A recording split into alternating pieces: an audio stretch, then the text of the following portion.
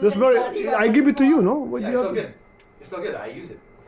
Beam, I give that to you. Why do you have to return? Oh, okay. I thought you wanted it back. No. Hindi na yun ang gamitin mo. I didn't. Yeah, I can add it on this. I can't. If I could, I wouldn't buy another one. Why? Bakit hindi It ka pwede doesn't. mag-edit? Yeah, I tried. Trust me, I tried. It doesn't work. Yeah, my quotes are the best for editing. Let me see. Let's put Andrew in the camera. Magkano ba yun? Alright, guys. It's Andrew Kane. Pag ito na ganyan, hindi pa pwedeng nangyayari ako. Nakalagay sa YouTube. Hey guys, this is my son, Ow! Andrew Kane. This is my daughter, Alisa Kate Angeles. Andrew, let me go. Can you cut this everything out? Wala naman, You hindi know naman. Daddy's gonna put it on. Daddy Ano doesn't. naman sinungaling ito eh. Hindi, tatanggalin ko yan. Pagtingin ko, nandun ako, yung buho ko nakagalong-galon, no? Ay, nakalimutan ko tanggalin. Visit to the eh. main Ako, camera. pag ako nakaasar sa'yo, ha? So, my son is rich. Oh, I like that. Kita mo guys yung crib, di ba? Kakaiba. Kakaiba, what? It's ordinary. Huh? It's ordinary. What do you mean? Girl has an ordinary life, There you go. ordinary I living. mean, kailan ang bakasyon mo? There's no vacation, me. So, paano yun? Pag sa amin, wala kang bakasyon? No, unless I ask off. Gusto kong mag-travel eh, next Where? summer sa... Let's see. Where? Europe? Mami wants to go. Oh! Go Gusto no. ro mag-Europe guys, ni Ha? Madam, ano? Let's go. Ano, Siyempre guys? kasama ako dyan, What ano? did you say? Dick, Mag-Europe tayo. you're gonna vlog in Montreal. I wanna vlog in Europe. Yo. You know, siyempre, kung Siguro ano, saan gusto ni one Madam, week, ano, at least na- kasama ako dyan, sigurado yun. We can go see Tita Arlie. Yeah. I mean, You don't even know who that is, bruh. Why you wanna go see Yeah, her? she made you do the.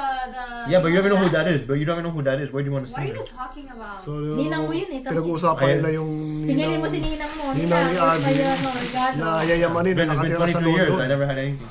So, gusto raw bisitahin nila sa London siguro. What was the Ano song pangalan niya? Shakira? Arnie? Yeah. Arnie, kamusta? Hindi ko alam kung mapapanood. Yeah. What are you doing? Zabi. Spanish, yun na. Sisitiyam. Di ba yun yun? So, may pasok siya ng alas 12 ngayon guys. At least, Ah. may chance kami na makapagdala dito kahit paano mabisita namin. Dahil busy to, no? Pero nga pag pumupunta ka na Montreal, you don't even like call, you know, or... Me, I don't have time when I'm there. I have a busy schedule. 3 jobs, I know. Plus, he play a lot of basketball sa Filipino and then non-Filipino. No, I don't pay. No, not really. But Yeah, he play. I coach. He coach. and I ref. He ref. There you go. Ang dami niyang trabaho. May trabaho niyo. Coach, ref, firefighter, Ay, ay, ay. womanizer. Ah, no, No, not that one. relax. Now, womanizer. That's a big problem. That's a Relax, big relax. no-no. Is that a Connor thing, right? Anyway. No, that Ano is. yung It is. sabihin? Ano ha? Ikaw? Well, he's a proven womanizer. Yeah. Who? Proven, si daddy mo. Me? I have never. Ito eh. I have meron never, kayo, di ba ever. meron kayong calendar na puro Oh. men lang na ano? But that's women's this year, I think. Oh, can I have Bakit that? hindi kayo? Can you have it? No, it's not mine. You can look at it. Ano to? Dito yan sa ano? Quebec. Quebec? Ah, ba't kayo hindi? Ba't kayo Alam mo hindi? ba may nagpunta, may nag-alarm sa trabaho, no? Di nag-akyatan ng mga Calendar, ano. guys. Di ba kasi yung mga firefighters, mga young and Yeah. Calendar. Alam mo lahat ng mga... Ni Pompey, guys, oh. Calendar ni Pompey. Dito na sila. 2026, puro babae. Ano nagkaguluhan ng mga to? Hindi naman ang mga limit. What? Look. Ganda, guys. So, wow. Oh my God. Nice, ano? You're so stupid. So, ito yung ano, Catch it to the camera. Calendar. Calendar, Ng no? 2026. 2026 calendar Ng mga firefighter. This time is women. Puro babae, this time is women. So, Fuck. yung firefighters calendar, di Pompey. 2026, guys. Yun. Sana ikaw So, next kailan week yung ikaw kami nandito bibigyan ka. ng apo? Yun ang tanong eh. Guys, no? no.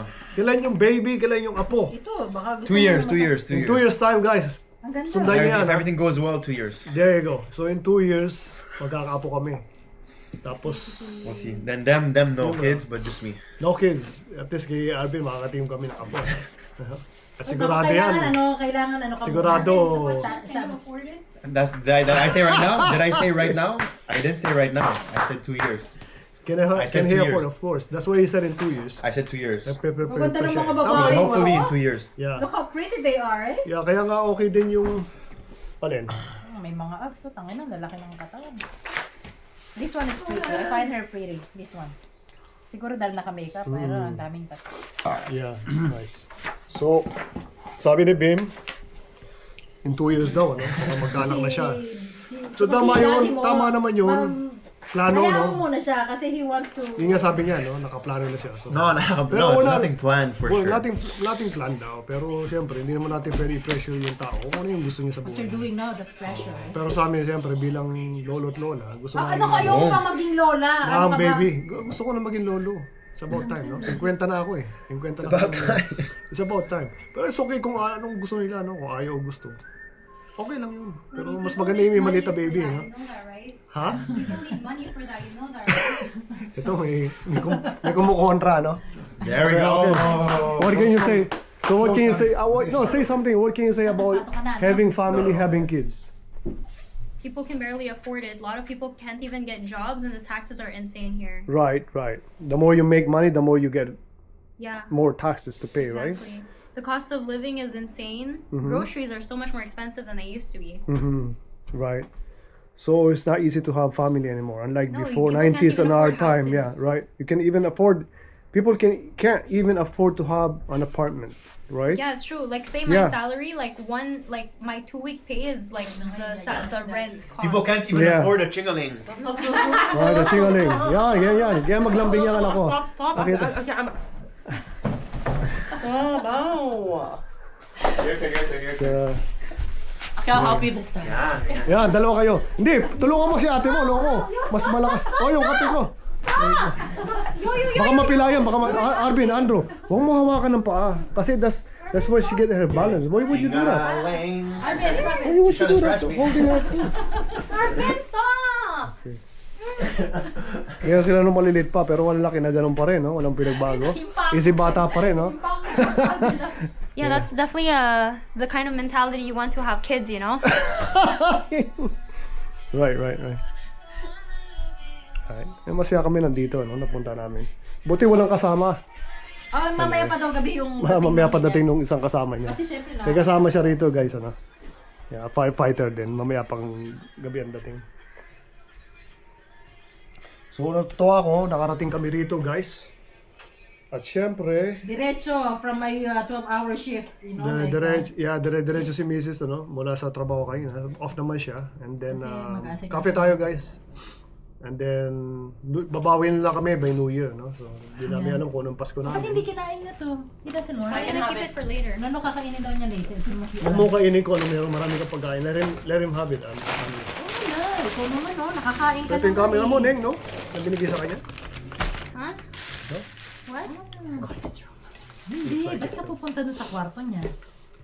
Sige, tingnan mo, you wanna see? Go. So, yun nga.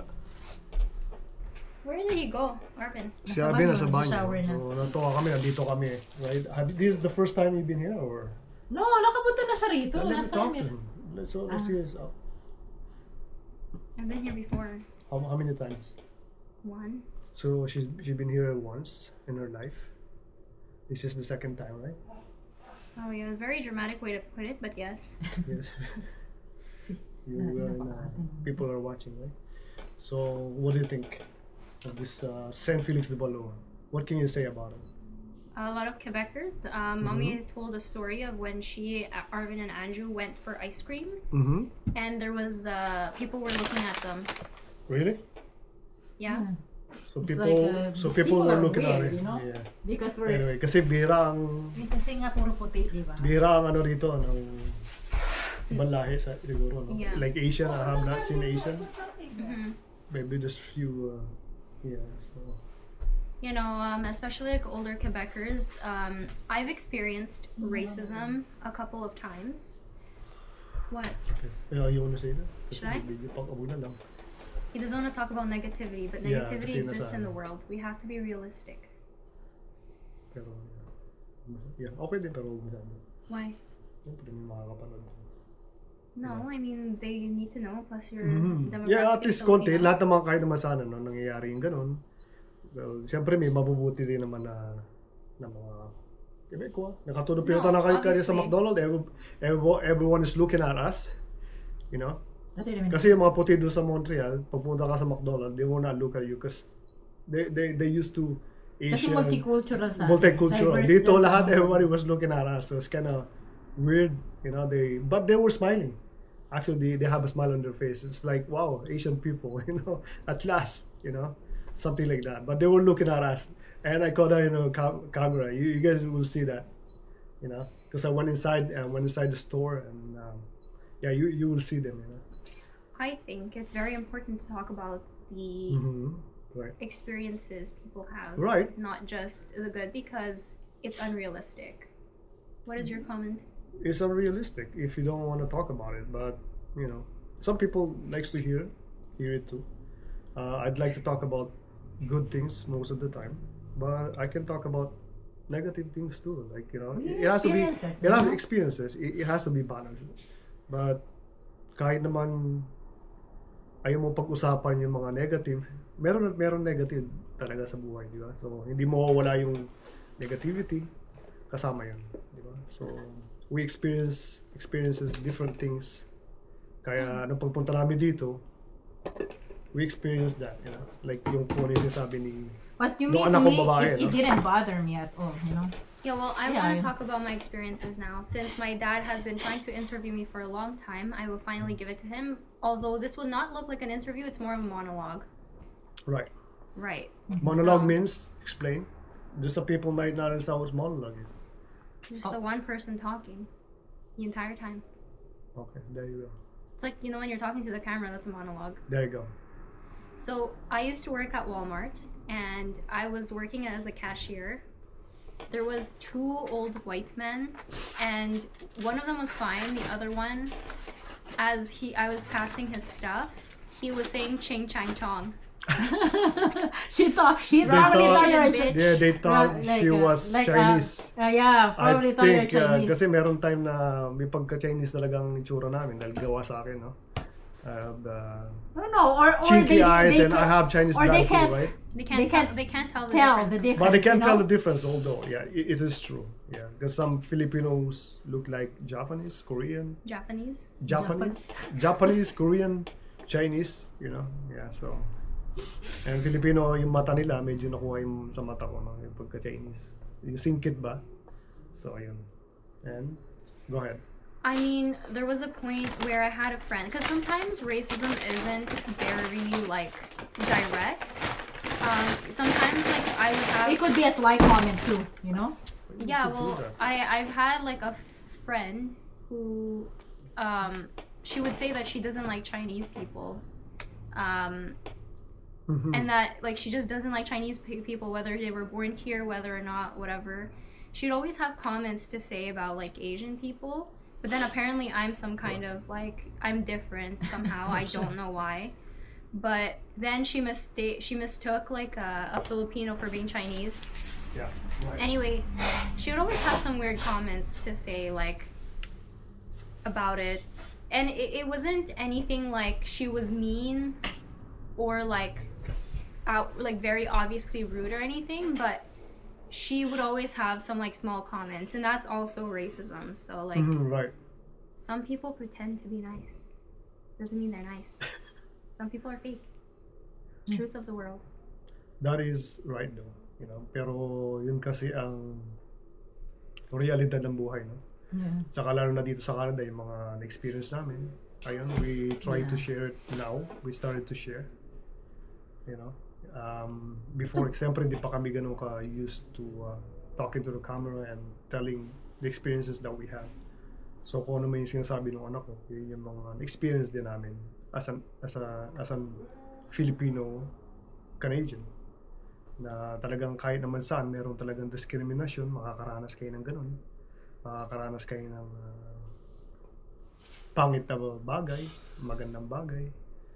So, balansehin na lang natin and then learn from it and move on.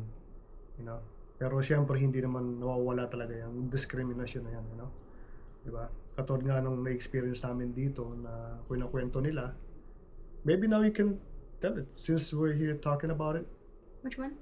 The experience that you guys experienced from here when you guys went to the store and Wait, she just did. She just did. oh, she Yeah, just did. So just she did. So mentioned, yung yeah. katulad yung mga narinig ninyo sa kanya.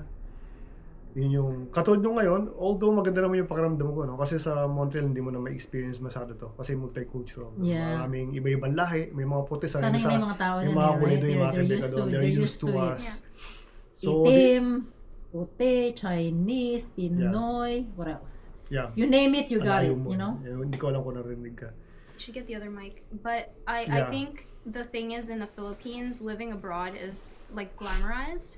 It's what? glamorized. Like they Glamorized like means? it's like wow, you know. It's Glamorize? Pinakikitang magandang-maganda. yeah. I think there's Okay, this there you go. perception that the Philippines Perception? There you in go. the Philippines that first of all, once you live elsewhere, that you're rich. I mean, in comparison to like the majority of people in the Philippines, sure, like you're making a lot better, but it doesn't take into account how expensive life is over here. How like you think that just because someone came to Canada or the US from the Philippines that life is so easy, but they have a lot of adjusting to do, and again, life is super expensive. It's actually not that easy, and like you think that they're rich, they live in nice houses. It's not always the case. Like there's a lot of homeless people here. There's a lot of people, especially since COVID, like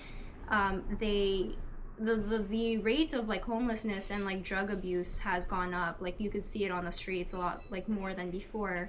The cost of living is so much more expensive. Yeah, like sky high, skyrocketed, yeah, eh? like food that used to cost I don't know like $5 is probably $10 now. Like Sometimes everything. it tripled too. Yeah, it's a lot more expensive, and like people can't even like the youth can't even afford homes anymore. Rent is like over $1,000 now, when people can barely even get jobs anymore. So the job market is like bad. It's like non-existent. I have lots of friends with university degrees and they don't have a job. So it's not as pretty as you think. Actually, that's all over Canada. There's a lot of layoffs that's going on. Maraming kumpanya na nagsasara ngayon. All over Canada, ang daming layoff, Since guys. COVID hit, ano? Since COVID hit, ang dami ng layoff, nagkakasakit. And then, even up to now, 2025 going 2026, we still a lot of layoffs going on. Kaya nga swerte nung katulad na sabi ko, mahalin ko ano yung trabaho meron kasi napakahirap guys maghanap ng trabaho ngayon. Then karamihan naghahanap pa part-time, they don't wanna give full-time kasi pag full-time ka rito, you have complete benefits. Pero syempre kung part-time ka lang, you're not gonna have those benefits. Depends where you work. And it depends where you work. Kasi some companies, they don't hire Yeah, like full-timers, right? Yeah. or like private companies, they don't have like benefits. But like for example, there's this girl on social media. She has a PhD in neuroscience. She's from Montreal. She can't get a job. Before she got her PhD, they said, "Oh, you don't have your PhD yet, so we won't hire you." Now that she has her PhD, she doesn't have enough experience apparently. She's Yeah, qualified, so right? honestly, like a lot of degrees are pointless as well. So the thing is, you have to be very strategic with what you pick, because like bachelors in science, pointless. You can't get jobs anymore, or like you can get like jobs that don't pay as well. At least it's still a job, but even then, like a lot of people with bachelor's degree can't get jobs. So even with education, like it's not enough anymore. So you know you really gotta be strategic with your decisions. Right. So I think- that's why you want to see. No, I think depending on which course or profession that you want to take, that's more, would you say, in demand, Yeah. right? So wait. Put it back to me. Yeah. There you go. So basically, our government. Go ahead. It's okay. Well, so good that I they work in understand healthcare. I decided to do a program that's cheaper because it's college level. So here the education is different compared to elsewhere in the world. Basically, you have high school, and then you have CJEP, which is college, and then you have university after. So nursing, X-ray techs, med tech. So I took a med tech program because I knew it would lead me to a stable job. Because obviously, like university is expensive, and it's already cheap here compared to elsewhere. But basically, the government cut the funding on healthcare. We are understaffed. People are burnt out. Overtime's left and right, and they cut the budget. Make it make sense. One Right. of like the most important things. They cut the budget. Smart thinking, guys. Smart thinking. Yeah, and ang pinakang mabigat dito is they're willing to help out other countries na dapat ang inuuna nila is yung mga citizen nila dito sa Canada na talagang kahit na nagtatrabaho, hirap na hirap sila sa maliit na kinikita nila dahil sa taxes na kinukuha nila. Like for example, may kilala ako na nurse dito, right? She's making a lot of money. Nurses make a lot of money here. But alam mo kung gaano kalaki yung taxes na kinuha nila is 50%. So ibig sabihin, yung buong sahod nila, even though they make a lot of money, I'm not gonna say how much. You can look it up. Halos kalahati kinukuha nila. Guys doon sa sahod na meron sila. So kasi formulated na no ng gobyerno natin na May bracket kasi, di ba? may bracket, kaya nga may bracket formulated na kahit gaano ko tumaas yung sahod mo, they always want a piece of pie. Yeah. Always wanted tataas din yung taxes na kinukuha nila sa sahod mo. I think what we have to understand here is that when you say tax the rich, do you really think the rich is like they're stupid? They like find ways around it. Like you don't tax the rich. You're taxing the actual people who work hard or are just making more than the average. Like the rich people have ways around it. You're just taxing like the regular workers actually. Like Canada's making the most of its money from the taxes it takes from the people. So Right. all of that in mind, it's kind of It's a lot. messed up. It's a lot, yeah. Katulad ngayon na nangyayari na wala tayong masyadong nakukuha trade. Kasi may loophole siguro eh. di ba? So, Where they can use. yun na nga, wala tayong nakukuha magandang trade, lalo na especially sa US, no? Wala tayong nakuha trade kasi 76% of our trade comes to US. Comes from here. Comes from US, which is wala tayong nakuha. Ang gobyerno natin hindi nakakuha ng magandang deal kay Trump tungkol sa trade natin. So, nakakuha tayo sa Asia, like Malaysia, is usually 1%. We need US trade para gumanda. And then, ang minumungkahi natin ngayon is to have yung pipeline, you know. So I wanted to say something about mahabang usapan. I wanted to say something about the doctors though, because as we know, like they cut the budget on healthcare, because Right. we've had many lab meetings about the budget cuts, you know, and they're cutting funding on a lot of the stuff we need. Although we're all severely understaffed, people are burnt out. But as for what the government is doing to the doctors, basically, I think I read that they were protesting because the government wanted to base their salary on how much they produce, aka how many people they see in that time. If the doctors are rushing to get through patients because their salary depends on that, it's not like they'll have, you know, how much time will they actually give to the patients to do the proper like diagnoses and No, you you just know. see and then that's it. But that's the thing. Like, how do you fix a problem by making the problem worse? Right. You don't have enough doctors, so you're gonna force doctors to see people faster because you think that makes things better. But the problem is you don't have enough doctors. So what you're gonna do is you're gonna push people out. Why would you want to stay here if you can get paid better elsewhere? If the conditions are better elsewhere? So our government is basically, the Quebec government is essentially trying to fix a problem by making a bigger problem, which really doesn't make much sense. What you should be doing is really just making the job more attractive to people, but instead you're doing the very opposite of that. So yeah, it's kind of bad. Like a lot of people spend a lot of time on waiting lists. They can't get access to doctors. You just can't anymore. And obviously with the mass immigration and like intake of refugees, you know, it's just It doesn't help there's either. competition with actually seeing doctors that we barely even have anymore. And I completely get helping people only when you have the capacity to do so. Canada does not. The people can barely get jobs. With the mass immigration, basically the companies can pay lower wages to the people that they let in, which leaves no jobs for the Canadian youth, teenagers who want to start making money. No jobs, no more minimum wage jobs to like start off with. So yeah, like Canadians literally cannot get jobs anymore. Right. Degrees are not, none. Right. Kaya nga dami rin pinapasok dito ng mga refugee, yung mga estudyante, tapos binibigyan sila ng pagkakataon Tsaka yung mga undocumented too, right? at undocumented. Undocumented na mga pumapasok dito. Go ahead. Just like what Alisa said, I have no problem helping out because I came in as an immigrant. But, If you only have the capacity. you know, like, I work my hard to get where I am now. That's what I'm saying, you know? Like, hindi ka basta na lang umasa sa gobyerno. You know? Yeah.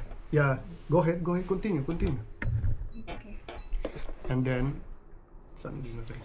So, Yeah, katulad ng mga kasi pinapupunta rito na katulad ng mga third world na marami na nag-aaral tapos bibigyan ng pagkakataon makapagtrabaho ng gobyerno. Ang nangyayari, yung mga citizen na katulad namin, kami yung walang posisyon, hindi makakuha ng trabaho kasi mas pipiliin nila yung galing sa ibang bansa kasi kaya nilang, pwede nilang bayaran lang na mas maliit. No, pero you know what? There's a scam too, eh. I don't know if you guys saw the news nung nasa Toronto na nagpasok ang influx of mga estudyante. When they double check, it doesn't exist yung mga papers nila. So it's scam. So, Yeah. So they were held in the airport and they were sent back where they were from.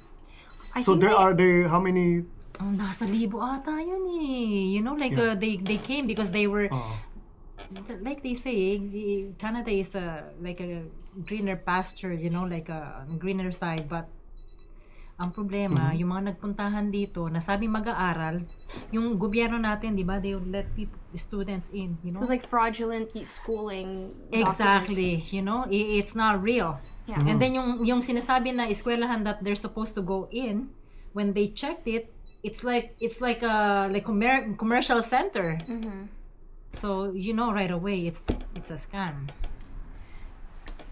You also have to admit that not all, but a chunk of these individuals actually cause problems. The crime rates, well, I mean, also because people are struggling these days, which led to crime rates increasing. But no, I don't really want to speak on this too much. But there are I think it's okay to issues. talk about it because there's an issue. If you don't talk about it, yung mga para mabigyan din natin sila ng heads up, yung mga taga-Pilipinas o kung sino man nanonood dito na sana maintindihan ninyo kung ano yung nangyayari ngayon sa Canada. It's not glamorous. It's not glamorous. Hindi na yung katulad na sinasabi ko. Hindi kagaya before. Early 90s na dumating kami rito na baka $20 you have like 2 bags. I know, $20, Alisa was just a $40. little, We have a lot of groceries. baby. Everything is way cheaper. Ngayon talagang, grabe, napakamahal na lahat. Nakita nyo naman siguro yung ibang presyo rin sa Costco, no? Pag pupunta ako doon, minsan nagiging sarcastic ako na, itong ano na to, mura lang. Pero, marami rin talagang mahal. At meron din naman talagang Lahat mura. tumaas din, no? Nung nag-COVID. Parang, pakita ko na, yung bag ng chocolate na ganito kalaki na Swiss, di ba? It used to be $16.99. How much is it now? $29.99. Can you see the big... So what else? Like, prices? Oh, prices, groceries. Yung meat. Okay. Now, how much is $70 Oh now, my God. for like what? Okay. Right? 1 kilo maybe? Or even less. So yung mga prices talaga. Ano yung mga tumaas na Yung tumaas olive sa oil presyo? na lang. Yun, di ba pag usually ang ginagamit natin is yung olive oil, 2 boteng ganun. But $21.99.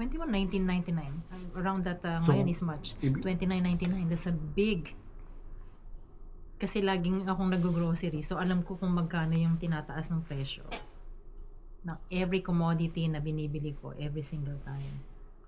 So how about Asian store? What can you say Sa about Asian Asian store? stores, ganun din. Pero kasi, ano naman pag bumibili ako, hindi maramihan sa Asian store. Kasi yung mga veggies, masisira lang pag sobrang dami. So, kailangan, kung ano lang yung kailangan kong iluluto, yun lang bibilin ko. Unless otherwise, I'm gonna use it for the day, then the next day, magluluto ako ng certain menu. So talagang mahal lahat. Sa taong Mataas namimili, na, mataas yes. talaga. Ako, maray ako pero kasi alam ko yung presyo. Diba? You have more to say? As per the mass immigration, I think that honestly, if you're taking in people who are actually valuable, the people who could actually contribute to society, honestly, there wouldn't be a problem. I think the problem is when you stop you don't process these people prior to letting them in, doing like some kind of psychological checks, because Background checks as yes, well. exactly. So, for example, Canada has been letting in an insane amount of people, including criminals from other countries. The respect